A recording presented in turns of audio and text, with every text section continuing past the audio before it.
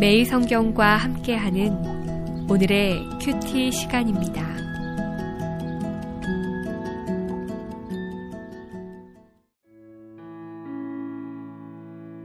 (11월 15일) 오늘의 말씀은 여호수아 2장 15절에서 24절까지의 말씀입니다.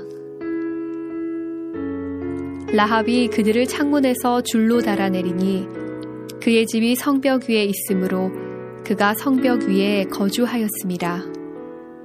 라합이 그들에게 이르되 두렵건대 뒤쫓는 사람들이 너희와 마주칠까 하노니 너희는 산으로 가서 거기서 사흘 동안 숨어 있다가 뒤쫓는 자들이 돌아간 후에 너희의 길을 갈지니라. 그 사람들이 그에게 이르되 내가 우리에게 서약하게 한 이 맹세에 대하여 우리가 허물이 없게 하리니 우리가 이 땅에 들어올 때에 우리를 달아내린 창문에 이 붉은 줄을 매고 내 부모와 형제와 내 아버지의 가족을 다 내 집에 모으라. 누구든지 내 집 문을 나가서 거리로 가면 그의 피가 그의 머리로 돌아갈 것이요 우리는 허물이 없으리라. 그러나 누구든지 너와 함께 집에 있는 자에게 손을 대면 그의 피는 우리의 머리로 돌아오려니와 내가 우리의 이 일을 누설하면 내가 우리에게 서약하게 한 맹세에 대하여 우리에게 허물이 없으리라 하니 라합이 이르되 너희의 말대로 할 것이라 하고 그들을 보내어 가게 하고 붉은 줄을 창문에 매니라. 그들이 가서 산에 이르러 뒤쫓는 자들이 돌아가기까지 사흘을 거기 머물매 뒤쫓는 자들이 그들을 길에서 두루 찾다가 찾지 못하니라.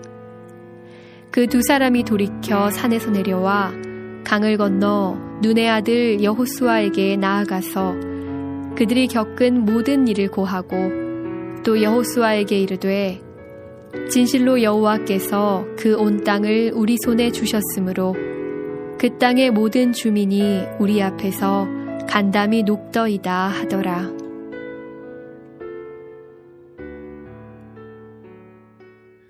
샬롬, 11월 15일 금요일입니다. 안녕하세요. 여호와 하나님의 사랑이 오늘도 성도님들의 삶 속에 경험되어지길 기도합니다. 하나님은 자신의 백성들을 아끼시고 보호하시며 그들의 삶을 선한 길로 인도하십니다. 어제에 이어 우리는 계속해서 여리고성을 정탐하기 위해 여호수아에 의해 파견된 정탐꾼의 모습과 그들을 숨겨준 라합에 대해 묵상합니다. 기생신분의 라합은 믿음뿐만 아니라 지혜도 뛰어났습니다. 정탐꾼들을 안전하게 숨겨준 라합이 이번에는 그들을 탈출시키는 가장 안전한 길을 알려줍니다. 라합의 집은 성벽과 맞닿아 있었기 때문에 라합은 집의 창문으로 밧줄을 느렸대요. 정탐꾼들을 내려주었습니다. 그리고 안전하게 살 수 있는 방법, 즉 생명의 길을 알려줍니다. 추격자들을 피해 산으로 가서 사흘 동안 숨어 지낸 뒤에 추격자들이 돌아간 다음에 길을 떠나야 한다는 것입니다.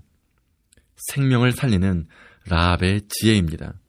이러한 지혜는 신분에서 나오는 것이 아닙니다.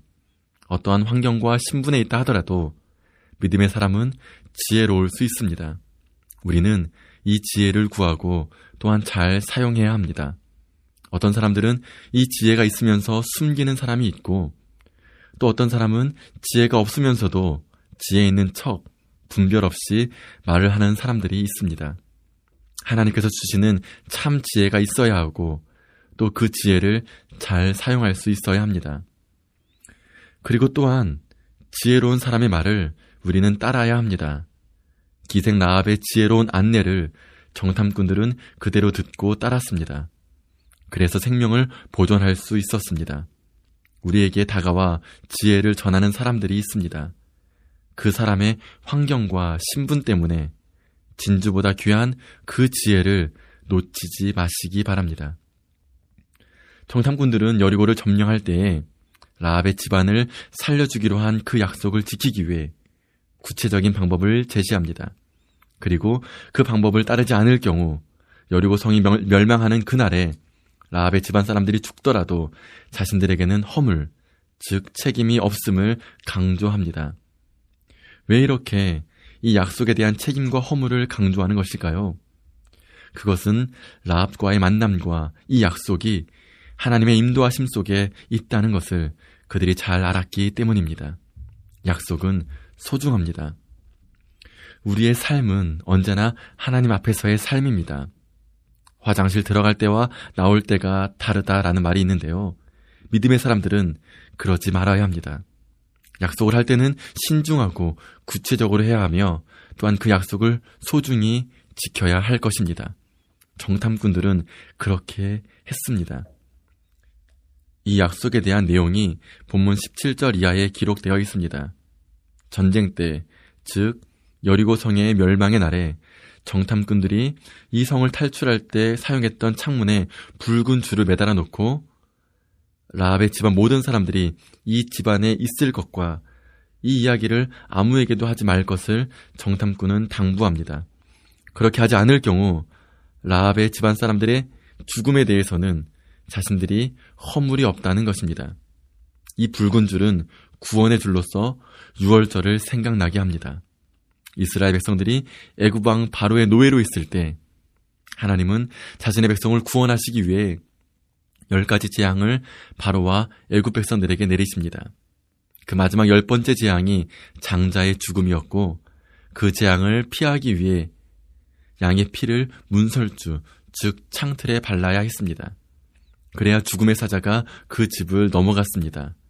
붉은 피는 장자의 죽음으로부터 구원을 가져다 주었습니다. 라합의 창문에 매달라고 한 붉은 줄은 이 유월절을 생각나게 합니다. 그리고 이 유월절은 또한 그리스도의 십자가 피를 예표합니다.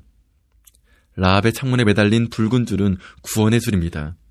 그리스도의 피로 물든 그 줄을 우리의 창문에 매달아야 합니다. 그리고 그 창으로 세상을 바라볼 수 있어야 합니다.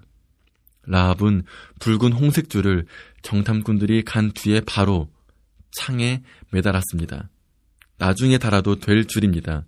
전쟁의 소식이 들려올 때 그때 달아도 늦지 않습니다. 아니, 전쟁이 시작된 뒤에 달아도 늦지 않습니다. 전쟁은 그리 쉽게 끝나지 않기 때문입니다. 성을 함락하는 전쟁은 몇 날 며칠이 걸릴지 모르는 일입니다. 그럼에도 라합은 정탐꾼이 간 뒤에 창에 이 붉은 줄을 매달았습니다. 아마도 매일 매 순간 이 줄을 확인했을 것입니다. 그리고 온 집안 사람들을 불러 모아 집안 가장 안전한 곳에 머물게 했을 것입니다. 구원의 등불과도 같은 소중한 붉은 줄을 우리는 늘 바라보아야 합니다. 심판의 날을 기다리는 라합의 모습을 우리는 기억해야 합니다. 붉은 줄, 우리도 이 붉은 줄을 늘 우리의 창에 매달아야 합니다. 예수님이 언제 다시 오실지 모르기 때문입니다. 오늘 이 시간 나의 창문에 이 붉은 줄이 잘 있는지 확인하시기 바랍니다. 기도합니다. 우리의 구원자 되신 하나님 아버지 감사합니다. 오늘 하루의 삶 속에서 주님의 사랑을 느끼게 하여 주시옵소서. 생명의 말씀을 붙잡고 구원의 붉은 줄을 우리의 창문에 단단히 매달게 하여 주시옵소서. 예수님의 이름으로 기도합니다. 아멘.